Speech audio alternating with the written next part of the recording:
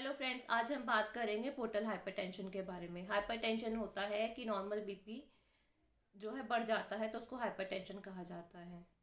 Portal जो है, portal hypertension उसको बोला है अगर लीवर रीजन में कोई प्रॉब्लम हो उसके आसपास, उसकी वजह से अगर बीपी बढ़ता है पोर्टल वेन में तो पोर्टल हाइपरटेंशन कहा जाता है। एक्चुअली पोर्टल हाइपरटेंशन जो पोर्टल वेन वो ब्लड वेसल है जो लीवर में खून को लेकर आती है। और फिर लीवर में जो है पूरा ब्लड वेसल्स का एक जाल सा होता है जो आपके लीवर के हर सेल को ब्लड सप्लाई करती है। फिर इन्हीं सारी ब्लड वेसल से जो ब्लड है इकट्ठा होता है हेपेटिक वेन में और फिर वो हार्ट की तरफ को चला जाता है। अब तीन जगह आपकी प्रॉब्लम हो सकती है। पहला तो जो खून लेकर आती है पोर्टल वेन लीवर के अंदर, उसमें कोई प्रॉब्लम हो। दूसरा, अगर लीवर में जो है सारी छोटी छोटी ब्लड वेसल्स है लीवर के सेल में सप्लाई करती हैं, अगर उसमें कोई प्रॉब्लम हो। तीसरा, जो लीवर से बाहर ब्लड लेकर जाती है हेपेटिक वेन, उसमें प्रॉब्लम हो।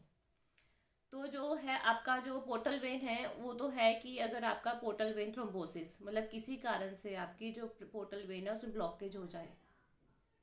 और दूसरा है कि लीवर के अंदर जैसे सिरोसिस हो जाता है, बहुत लंबे समय तक लीवर के सेल डैमेज होते हैं, उसमें स्कारिंग होती है, फाइब्रोसिस होती है, तो ब्लड वेसल्स भी आपकी जो है ऑब्स्ट्रक्ट हो जाती है, ब्लॉक हो जाती हैं, हार्ड हो जाती हैं। सार्कोइडोसिस है, या जैसे लीवर में सिस्ट बनते हैं, सिस्ट जो है लंबे समय तक बनते रहते हैं, ठीक होते रहते हैं, सिस्टिक फाइब्रोसिस हो जाता है। या फिर कोई कंजेनिटल कंडीशन होती है, कंजेनिटल हेपेटिक फाइब्रोसिस, उसमें जो लीवर में है जो फाइब्रोसिस होती है। और थर्ड है हेपेटिक वेन जो लीवर से ब्लड को बाहर लेकर जा रही है। इसमें जो एक कंडीशन है बर्ड चियरी सिंड्रोम, वो कुछ पेशेंट्स में होता है बर्ड चियरी सिंड्रोम, जिसकी वजह से पोर्टल हाइपरटेंशन होता है। बट मोस्टली 90% केसेस में जो पोर्टल हाइपरटेंशन होता है वो लीवर सिरोसिस की वजह से होता है।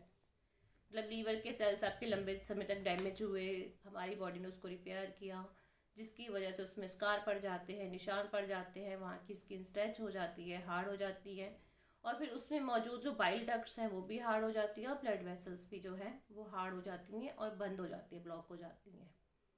अब इसका इफेक्ट कैसे पड़ता है? जैसे पोर्टल वेन मतलब पीछे से जो खून है वो आपका उतनी ही स्पीड में आ रहा है, बट आगे की नस ब्लॉक हो गई, खून आगे तो जा नहीं रहा पर पीछे आ रहा है, तो पीछे की ब्लड वेसल्स आपकी फूलना स्टार्ट हो जाएंगी।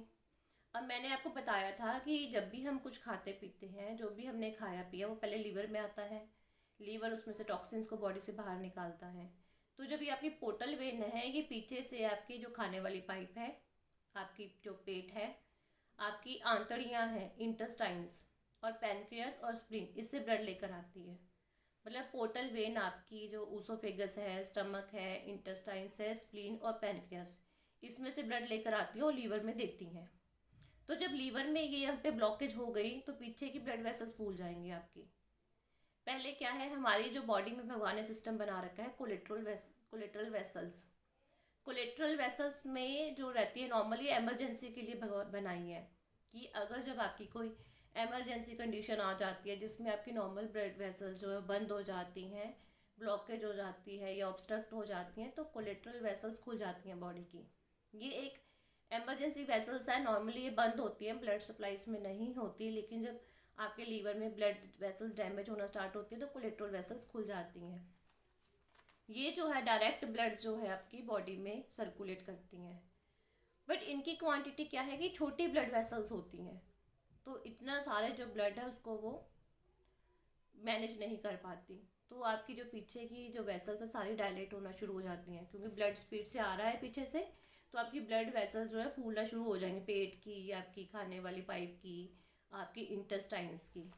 क्योंकि सबसे ज़्यादा कोलेट्रल वेसल्स जो हैं वो आपकी खाने वाली पाइप में और पेट में होती है, तो सबसे पहले इसी की वेसल्स जो है फूलती हैं, इसीलिए वेरिसिस डेवलप होता है आपको।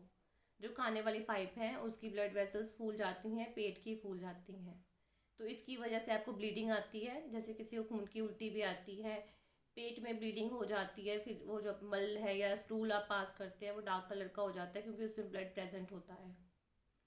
जब इतने भी आपकी जो कंडीशन है इससे भी ज़्यादा हो जाती है तो आपको जो स्किन में है, पेट में बाकी के एरियाज पे कोलेट्रल डेवलप्स हो जाते हैं, और आपको फिर स्किन में जो है साफ साफ अपनी जो डायलेटेड ब्लड वेसल्स हैं वो नज़र आना शुरू हो जाती हैं। और इसमें जो है इस बैलेंस को फिर आपको पेट में पानी भरना शुरू हो जाता है, क्योंकि सेल्स और टिश्यूज़ ब्लड वॉल्यूम को एडजस्ट करने की कोशिश करते हैं। जो पानी है वो आपके सेल्स और टिश्यूज़ में आना स्टार्ट हो जाता है। तो इसीलिए जो है आपको फिर असाइटस हो जाता है, उडीमा हो जाता है, मतलब पेट में जो है पानी भर जाता है, पानी जो पेट एकदम फूला हुआ बड़ा सा नज़र आता है अलग से। और जो ये ब्लड सप्लाई है पीछे स्प्लीन से लेकर आता है, तो इसका असर जो है स्प्लीन पर पड़ता है। स्प्लीन प्लेटलेट्स को डिस्ट्रॉय करती है और इसीलिए थ्रोम्बोसाइटोपिनिया हो जाता है, मतलब प्लेटलेट्स जो है उनकी क्वांटिटी काफ़ी कम हो जाती है। इसकी वजह से भी आपकी बॉडी में फिर ब्लीडिंग जो है उसके चांसेस ज़्यादा हो जाते हैं। इसके बाद फिर आपको बताइए कि लीवर में जब ब्लड सप्लाई नहीं हो रही है, ब्लड सप्लाई नहीं मिल रही, दूसरा उसका बीपी इतना ज़्यादा है कि खून जो है इतनी तेज़ी से सर्कुलेट करता है कि लीवर को न्यूट्रिशन भी नहीं मिलता है, उसकी वजह से आपकी बॉडी कंडीशन जो है और सीवियर हो जाती है। तो ऑलमोस्ट ये जो है आपकी बॉडी में कॉम्प्लिकेशंस क्रिएट करता है पोर्टल हाइपरटेंशन अगर बढ़ जाता है। बट पोर्टल हाइपरटेंशन तक पहुंचता है बॉडी आपकी, तो ये कंडीशन जो है काफ़ी लंबे टाइम में पहुंचती है, ये नहीं कि आज ही प्रॉब्लम क्रिएट हुई आपको होगी। तो आपके पास ऐसा काफ़ी टाइम होता है कि अगर आप रूटीनली टेस्ट करवाते हैं, चेकअप करवाते हैं, तो आप कॉम्प्लिकेशन से बच सकते हैं। इसके लिए आप अल्ट्रासाउंड करवा सकते हैं, सीटी स्कैन है, एमआरआई है, आपके लीवर की मसल्स कितना स्टिफ हो रही हैं उसके लिए आप इलास्टोग्राफी करवा सकते हैं, एमआरआई करवा सकते हैं। टेस्ट जो है वो अगर आप जल्दी से जल्दी करवाते हैं, रूटीनली चेकअप करवाते हैं, अर्ली स्टेज में आपको पता चल जाता है, तो बहुत अच्छे चांसेस है इसके रिकवर होने के। रिकवरी डिपेंड करती है आपके रीजंस पर, कि आपके रीजंस पर आपके केस हिस्ट्री के हिसाब से जो है वो डिपेंड करता है इसकी मेडिकेशन।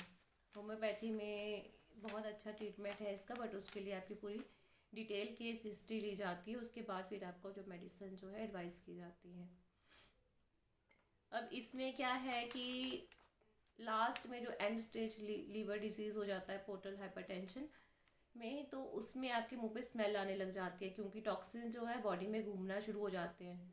क्योंकि ये पहले ब्लड जो है पेट से इंटेस्टाइन्स में लीवर में जाता था, लीवर उसमें से टॉक्सिन्स को रिमूव कर देता था, लेकिन अब ऐसा नहीं होता है और टॉक्सिन्स आपके ब्लड में सर्कुलेट होना शुरू हो जाते हैं, जिसकी वजह से आपको किडनी में किडनी डैमेज हो जाता है। ये टॉक्सिन्स आपके ब्रेन में चले जाते हैं, हिपैटिक इंसेफेलोपैथी क्रिएट करते हैं।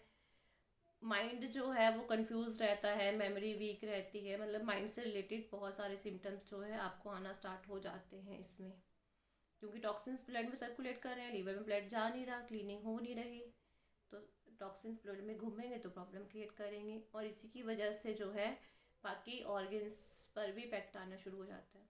क्योंकि ऊसोफेजियल वेरिसेस हैं, मतलब खाने वाली पाइप की ब्लड वेसल्स जो है डायलेट हो जाती हैं, ब्लीडिंग हो जाती है, पेट में ब्लीडिंग हो जाती है, और इसके जो है बाकी ऑर्गन्स पर इफेक्ट आना स्टार्ट हो जाता है। तो इसके लिए अर्ली स्टेज में रूटीनली टेस्ट करवाएं, इसको आप डायग्नोस करें, ताकि आप इसको अर्ली स्टेज में ही रोक पाएँ।